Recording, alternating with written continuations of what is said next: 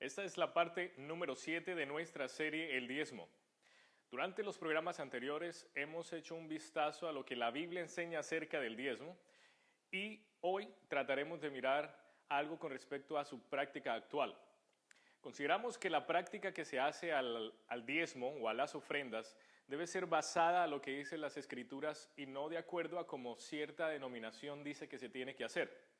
Lamentablemente hoy las denominaciones por lo general eligen a un líder para seguirlo y de acuerdo a la interpretación que ese líder dé de las Escrituras, ellos diezman u ofrendan. Pero la Biblia es lo suficientemente clara como para que cada una de las personas que lee de ella pueda saber cómo es el diezmo, para qué es el diezmo, cuándo se diezma. Por lo tanto, hoy miraremos la última gran modificación que Dios mismo hizo al diezmo. De hecho, en algunas Biblias, esta sección en el capítulo 14 de Deuteronomio se titula La ley del diezmo. Obviamente, eso es la repetición de la ley. Sin embargo, nosotros observamos que en el libro de Éxodo y en el libro de Levíticos, las normas con respecto a los diezmos y las ofrendas, con respecto a qué iban a hacer y qué no iban a hacer los levitas, eran muy diferentes o relativamente diferentes a lo que dice el libro de Deuteronomio. El libro de Deuteronomio es justamente antes de entrar a Canaán y el libro de Levíticos es antes de estar en la peregrinación en el desierto. Sin duda alguna, Dios vio necesario hacer esos cambios, ya que por 40 años Él observó cómo se trató sus estatutos con respecto al diezmo y la ofrenda. Uno de los cambios, en el capítulo anterior lo observábamos, era que los levitas participaban solamente del diezmo y la ofrenda y no heredaban. En la modificación que Dios da a los diezmos y las ofrendas y la herencia, vemos ahora a los levitas heredando y vemos ahora a las personas comiendo y participando del diezmo y la ofrenda, junto con ellos. Como puedes notar, hubo una modificación, pero esta modificación es especial. Miremos lo que dice. Indefectiblemente diezmarás. Como puedes notar, el Señor está diciendo, no hay otra razón, no hay excusa, no hay forma para escaparnos del diezmo. El producto del grano que rindiere tu campo cada año has de diezmar, y comerás delante de Jehová tu Dios en el lugar que Él escogiere para poner allí su nombre. El diezmo de tu grano, de tu vino y de tu aceite, y las primicias de tus manadas y de tus ganados, para que aprendas a temer a Jehová tu Dios todos los días. Recordemos aquí el concepto. Dios dice, diezma para que aprendas a temer. Recuerde que la palabra temer aquí no es estar espantado por algo, sino confiar en Él. Versículo 24. Y si el camino fuere tan largo que no puedas llevarlo por estar lejos de ti, el lugar que Jehová tu Dios hubiera escogido para poner en él su nombre, cuando Jehová tu Dios te bendijere, entonces lo venderás y guardarás el dinero en tu mano, y vendrás al lugar que Jehová tu Dios escogiere. Percibe aquí que el diezmo no es dinero necesariamente. El dinero ya existía. De manera que el concepto que se maneja actual del diezmo es muy diferente al que realmente presenta las Escrituras. El diezmo era una forma en la cual se iba a participar, como quien dice, en una fiesta de agradecimiento al Señor. Los diezmos, las ofrendas, eran para esto.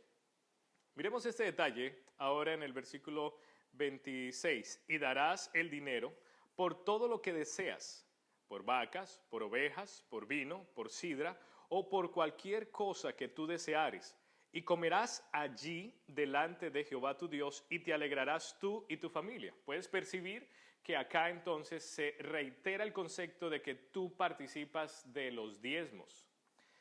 Versículo 27. Y no desampararás al levita que habite en tus poblaciones. Como puedes notar, habían levitas que no quisieron irse a las ciudades que el Señor dio que heredarían, que eran 48. Habrían levitas que se quedarían viviendo en tu casa y el Señor dice, mira, con los diezmos y las ofrendas vas a atender a ese levita, a ese personaje que es más espiritual quizás que ustedes y que invierte más tiempo con respecto a la lectura de la Torá y se la aprende para poder enseñar bien la Torá.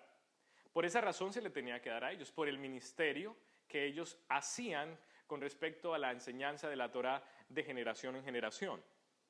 Sin embargo, no acaba con el levita. Mira, en el versículo 28 dice, al fin de cada 3 años sacarás todo el diezmo de tus productos de aquel año y lo guardarás en tus ciudades. ¿Percibes allí que los 2 primeros años se enviaba al sitio que el Señor escogiera? Hasta este momento no se había elegido Jerusalén. No se había elegido Jerusalén. El Señor apenas lo iba a elegir. Por eso dice, esa es una ley que ellos iban a aplicar en el futuro. Ahora miraremos qué es lo que harían con eso, ese diezmo que se queda en las ciudades o que se quedaría contigo. Y vendrá el levita, que no tiene parte ni heredad contigo, y el extranjero, el huérfano y la viuda que hubiere en tus poblaciones, y comerán y serán saciados, para que Jehová tu Dios te bendiga en toda obra que tus manos hiciere. Es una tremenda promesa con respecto a el acto de diezmar. El Señor dice, si diezmas conforme a la ley que yo te estoy entregando, yo te voy a bendecir en todo lo que hagas. Ahora resulta que se enseña en las congregaciones que si tú no diezmas todo a la congregación eres un ladrón. ¿Eso de dónde lo sacaron? Las escrituras claramente dicen que el diezmo tiene su dirección. Obviamente, llega a las congregaciones por 2 años y luego, estoy haciendo un ejemplo actual, figurativo, ¿verdad?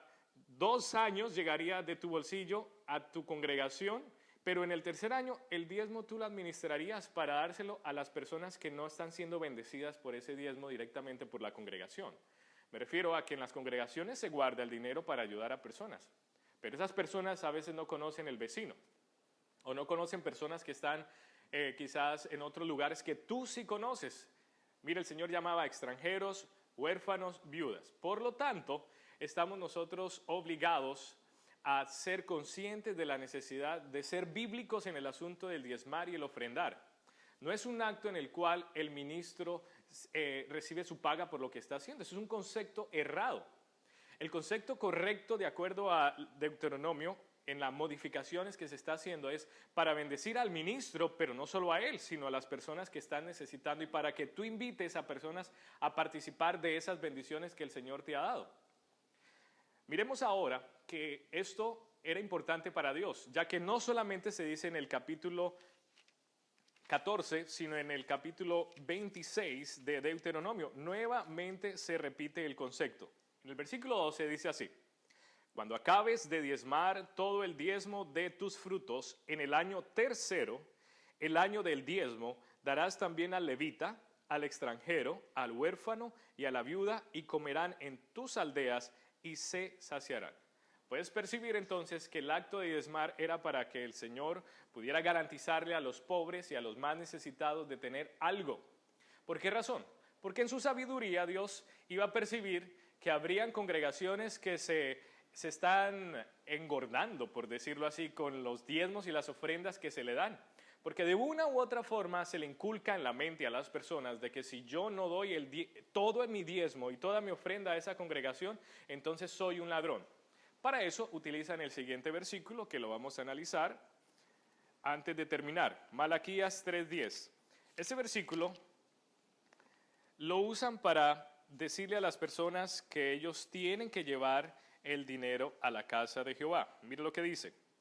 Malditos sois con maldición, porque vosotros, la nación toda, me habéis robado. Leí el versículo 9, ahora sí el 10. Traed todos los diezmos al alfolí, y haya alimento en mi casa.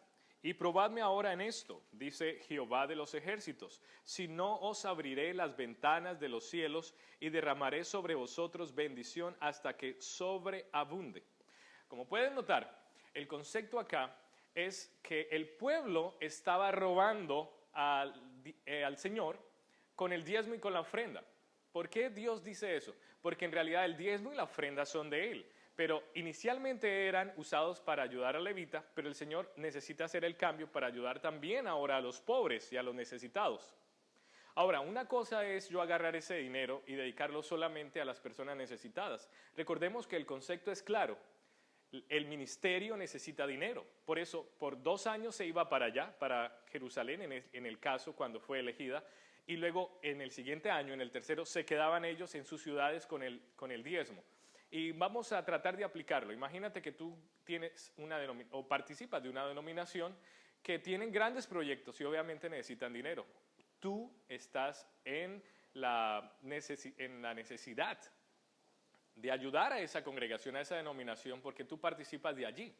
Tú vas allí, gastas energía, a veces habrán comidas y de ahí sacan ese dinero. Pero en ocasiones hay que sacar el diezmo y las ofrendas de acuerdo con las Escrituras en el tercer año para tú administrarlo y darlo a los que los necesiten. ¿Por qué razón? Porque así evitamos que estas gentes reciban mucho y entonces se enriquezcan y comiencen a vivir en lujuria, como algunos lo están haciendo, dándose paseos y dándose una vida muy feliz, que toda persona tiene su derecho de hacerlo, pero no con el diezmo y la ofrenda.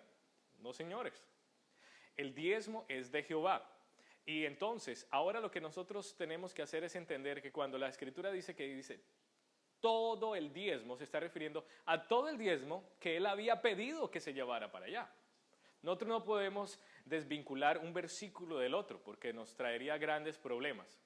Por esa razón, te animo a que nuevamente evalúes cada uno de los capítulos que hemos venido presentando durante esta serie y seas un dador alegre, que tengas esa emoción de entender el concepto tan hermoso del Señor, de entregar a una congregación, pero que tú también administres. Y vamos a aclarar algo. Actualmente se le dicen a las personas que ellos no están en la habilidad de poder ayudar a otras personas, sino que a través de la iglesia se va a bendecir. Eso es falso, hermanos. La Biblia enseña algo completamente completamente diferente. Por lo tanto, te animo a que tú practiques. Te voy a decir más o menos cómo lo haría. Anteriormente se haría anualmente, porque anualmente recibían sus granos. Pero entonces, ahora lo que estamos haciendo nosotros es recibir sueldos mensuales o quincenales.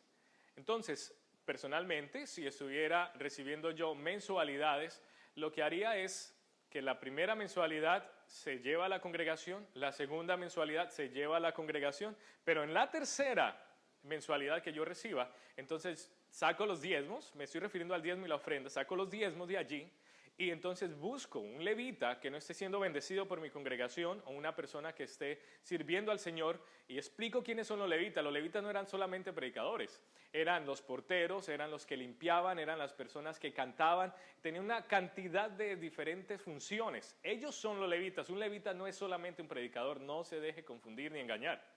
El levita es aquel que se dedica a servir al Señor desde el más humilde